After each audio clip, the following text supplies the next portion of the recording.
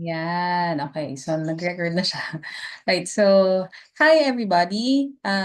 So it's 4:45 in the afternoon. I was supposed to go on live doon sa ating community, but then nakita ko na hindi na pala po pwedeng mag-live doon sa group. So, tinanggal na pala ng Facebook yung feature na yon na po pwede kang mag-live doon sa group. Gusto ko sana parang pero I mean, I'm trying to think kung ilalagay ko ba siya dun sa page or gagamit ako ng third party na tool para lang makakonect ako. Pero sabi ko masyadong it will take a while para parang I just wanted to really start in posting something again. Gusto ko ulit maging active. It doesn't have to be perfect. So sabi ko, sige, I'll just sit down and record the video. And for this particular one, I really want to reintroduce myself again kasi it's been a while since I last posted doon sa group. Parang 2000, ano pa yun, 2021 yata, kung di ako nagkakamali. So, ang dami nang nangyari since then. We had pandemic, we experienced pandemic, tapos nanganak ako, I've been very busy with my daughter, tapos ngayon 3 years old na siya, so that's why I decided to be active again. Right now, I think I can spare at least once a week. Yeah, once a week na ide-dedicate ko for everything, for building my own business, for posting, getting clients, etc. And then I will dedicate also some time to create a video or a content na i-share ko doon sa community. So, as a start, I wanted to siguro para may konting structure yung introduction. Gusto ko lang ikwento how I started with my freelancing career. So for years, I was part of corporate. So I was an employee for I think almost a decade.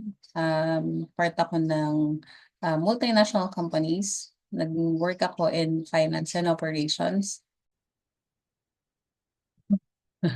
Nagkaroon ako ng interruption so I had to post the recording. So going back dun sa aking kwento, I was part of multinational companies for almost 10 years. So naging part ako ng Nestle, naging part ako ng Shell, and part ako ng finance operations. Kasi ang background ko is really in accounting. So I graduated major in financial accounting. Yun talaga yung background ko. Tapos in 2017, I decided to resign kasi I was super burnt out na. Ayoko na talaga nung trabaho ko.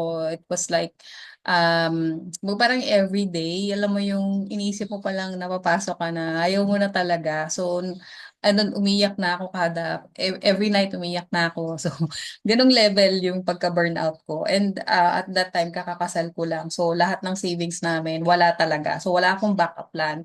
Wala akong savings. Talagang puro emosyon lang siya, yung decision ko, puro emosyon lang yung pinagbasihan. Parang naging ganun ako for months eh. So hindi lang siya yung tipong parang impulse lang, na parang ayaw mo na, tapos after a while okay ka na. Hindi eh.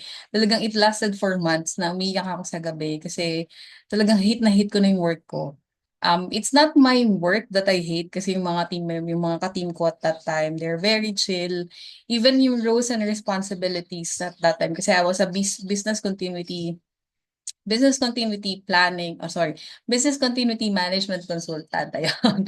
So advisor, ganyan, advisor level. So it's a global role. To be honest, maganda yung career path ng role na yun. Kaya lang, I decided to quit kasi talagang hindi ko na talaga siya kaya. And ayun nga, so 2000, that was 2017. Sabi ko, my plan was I will just rest for like 2 to 3 months and then babalik ako sa corporate. Kasi yun lang yung path na alam ko eh. But alam mo yun, may ibang plano si Lord. After a couple of weeks, I got pregnant. Tapos I tried submitting applications one after another. Pero nagkakaroon ako ng rejection, talagang rejection after rejection. And then there was one time na akala ko okay na, pasok na ako, talagang makukuha ko na siya. Kasi at that time, hindi pa ako na-ooperahan. So yung memory ko medyo maganda. Talagang I'm so super confident pagdating sa interview. I mean, since alam ko yung ginagawa ko, so I'm confident, parang ganyan. Pero it turned out na kumbaga parang akala ko sobrang positive na. But then I received a message na freeze hiring pala sila. So ibig sabihin hindi siya nag-materialize. And then there was also, I remember one time nag-reach out sa akin yung isang company na located sa BGC. Yung headhunter nila, nakita niya yung profile ko somewhere. Tapos, in-invite nila ako for interview. Only to be sent home.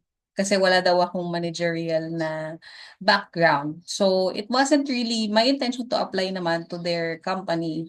Kaya lang yung headhunter, siguro siya yung parang kagustuhan lang nila na makapagbigay ng applicants. Pero yun nga, I felt really frustrated. Sobrang bumaba yung self-esteem ko at that time.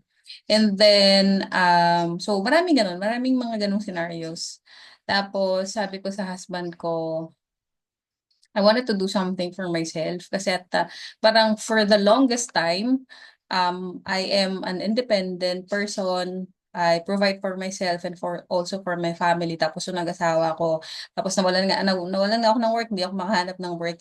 Naging iba yung situation. So, hiyang-hiya ako na magpabili ng shampoo, ng lotion. Kasi before ako kinasal, I can consider myself as a bit vain. Kumbaga medyo standard na vanity. Like may lotion ka, mayroon ka pinapahid sa mukha mo, ganyan. And then nung wala na akong pera, I cannot be as vain as I was kasi nga wala na akong wala akong budget eh. And so I think in 2018 that was the time na I discovered about freelancing. So someone in my network, parang ka-office mate ko siya dati. Sabi niya sa akin, may try mo na mag-freelance, tapos mag-join ka dito sa group na to. So in 2018, nag-re-research na ako. Pero nung time kasi na yun, wala akong mayroon akong laptop pero basic laptop lang. Nagre-research ako parang, pero hindi ko siya maintindihan.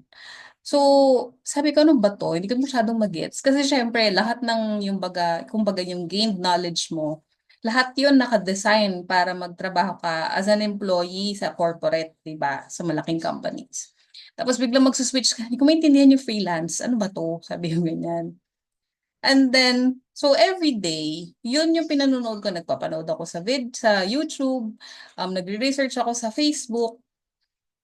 Until one day, sabi ko sa husband ko, uwi tayo ng province kasi hindi ko kayang iwanan yung anak ko sa yaya. Or hindi ko kayang magtrabaho dito kasi nandito yung anak ko tapos mag-work pa ako, diba? So it's hard. Ang hirap talaga. It was difficult to balance everything at the same time. Dami ko pinasok noon talagang kung ano-ano.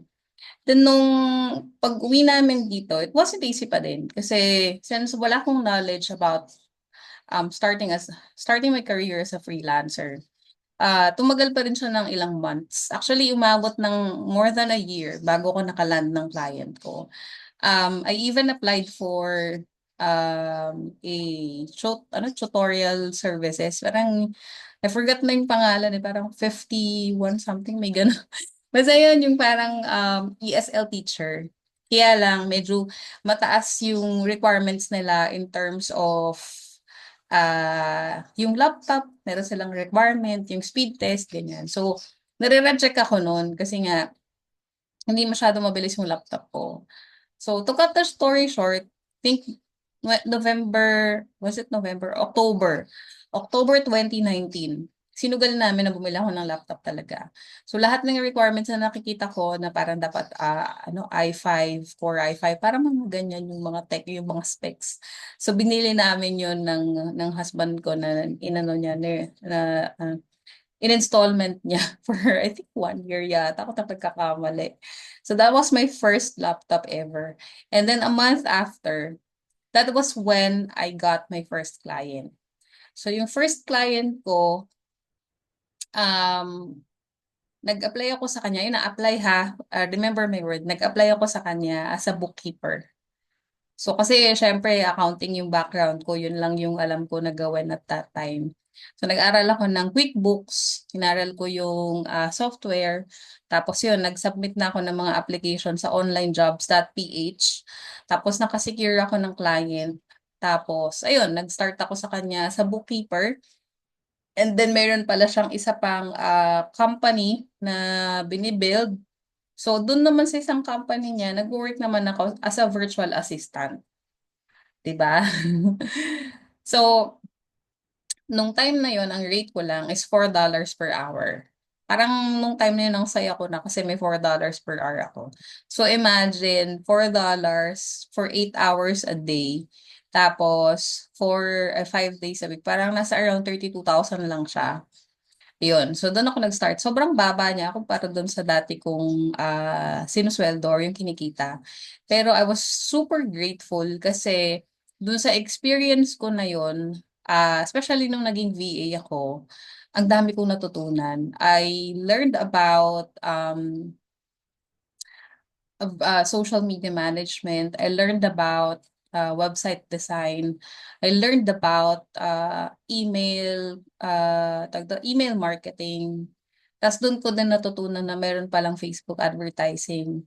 So it opened a lot of opportunities for me kasi sabi ko parang ang saya na to, parang maganda to. And then yun, na unti-unti na natututunan ko na yung mga bagay-bagay. Tapos, after a year of working with him, that was when I decided to pursue Facebook advertising. So, nag-aral ako, nag-take ako ng course about Facebook advertising, tapos nakakuha din ako ng mga clients. And that was also when I discovered about a community called Tribe. So, doon ko natutunan yung switching mindset. So, dapat pala yung freelancing, hindi siya parang itatrato mo na employer mo sila. Kasi the difference is that when you are locally employed, meron kang ano kumbaga hindi ka agad-agad i-fire or i-terminate nung employer mo. Wherein if you are a freelancer, freelancer-client relationship, hindi ano siya parang kunwari sabihin niya sa'yo today, hindi ko na kailangan yung service mo.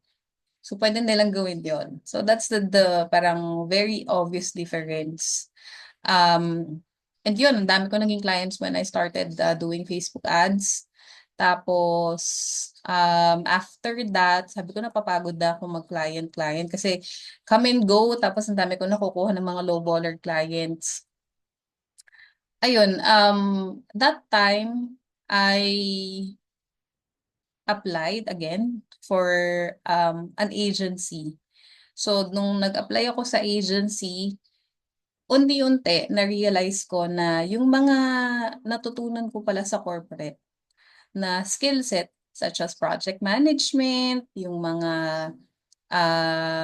parang high-level decision making, yung critical thinking, yun palang mga skill set na yun can also be applied sa mundo ng freelancing. And that is how I develop my skill and offer my service as a business process improvement expert. So, ayun, it wasn't the road to where I am at the moment. Isn't It's not really that easy. Parang sa iba kasi parang ang dali-dali lang. But for me, it was hard. Pero I think what you can learn from that experience is that you have to persevere talaga. Tapos, when you commit to being a freelance, hindi siya yung parang easy money eh. So that's one of the things that I want you to understand na pag sinabing nag-freelance ka, hindi siya easy money kasi kung sa corporate, they will teach you the skill set that you need or yung mga technical skills na kailangan mo in order for you to perform the task.